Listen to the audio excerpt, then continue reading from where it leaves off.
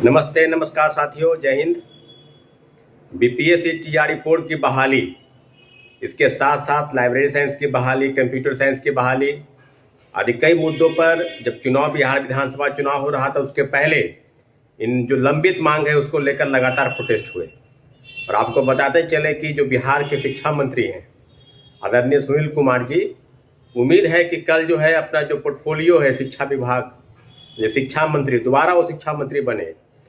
पहली बार चुनाव जीत कर आए, उसमें भी शिक्षा मंत्री बने, फिर दोबारा विधानसभा चुनाव जीत कर आए, इस बार भी उनको शिक्षा विभाग मिला। तो उम्मीद करते हैं कि कल जो है बड़ी संख्या में अभ्यर्थी शिक्षा मंत्री से मिलेंगे, उनको फूल बुके देकर स्वागत करेंगे और उनको याद दिलाएंगे अपना वादा, याद दिलाएंगे वो चीज़ें जो जिस बात को लेकर लगातार शिक्षक अभ्यर्थी आंदोलन कर रहे थे और आंदोलन के दौरान उन्होंने सब चीज़ों को अलग अलग तरीके से देखने का प्रयास किया। चाहे वो शिक्षक अभ्यर्थी मिलते हो, चाहे कंप्यूटर साइंस का अभ्यर्थी मिलते हो, 6500 पद की अधियाचना जो जारी हो चुकी है उसका रोस्टर क्लियर हो चुका है। उस मामले में भी लाइब्रेरी साइंस की बहाली को लेकर अभी तक कोई विशेष पहल नहीं हुई है। इस सब मामलों पर जो अभ्यर्थी हैं लगातार शिक्षा मंत्री से सवाल पूछ रहे थे कि कब बहाली आएगी। एसटीटी 2025 को लेकर भी सवाल था। लगातार प्रोटेस्ट हुए। टीआरई 4 में 1,20,000 पद की बहाली को लेकर भी लगातार आंदोलन हुए। सड़कों पर कई बार अभ्यर्थी उतरे। किसी भी बात को अलग अलग तरीके से लटकाना और भटकाना अगर किसी से सीखना है तो वो बिहार के शिक्षा मंत्री सुनील कुमार से सीख सकते हैं, क्योंकि जानते हैं कि कैसे चीज़ों को भटकाया जाता है।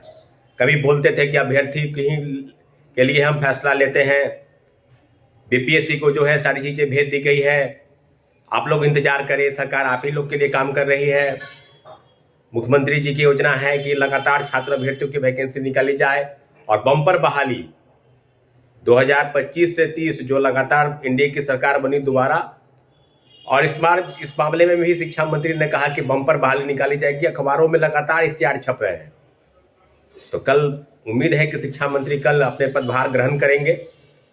और लेकिन जो चीज़ जिस बात को लेकर अभ्यर्थी इंतजार कर रहे हैं कि जब अंतिम प्रोटेस्ट हुआ था टीआरई 4 को लेकर, उसमें 1,20,000 पद की बहाली और एसटीईटी 2025 टीआरई 4 के पहले, तो आपको याद होगा कि टीआरई 4 के पहले एसटीईटी की मंजूरी तो मिल गई, पर टीआरई 4 में मात्र 27,000 पदों की बहाली की बात वो कर रहे थे। रोस्टर क्लियर नहीं हुआ था अभी तक उतने ही पद के, लेकिन अभ्यर्थियों का स्पष्ट डिमांड था कि जो सरकार ने वादा किया 1,20,000 पद की बहाली, लाइब्रेरी साइंस के जो लंबित विलंब 17 वर्षों से बहाली नहीं हुई है और लगभग 6500 पद की बहाली की को लेकर कैबिनेट से मंजूरी मिली, परंतु अलग से भी उसके लिए एसटीईटी लेना है, अभी तक उस पर कुछ क्लियर नहीं हुआ है।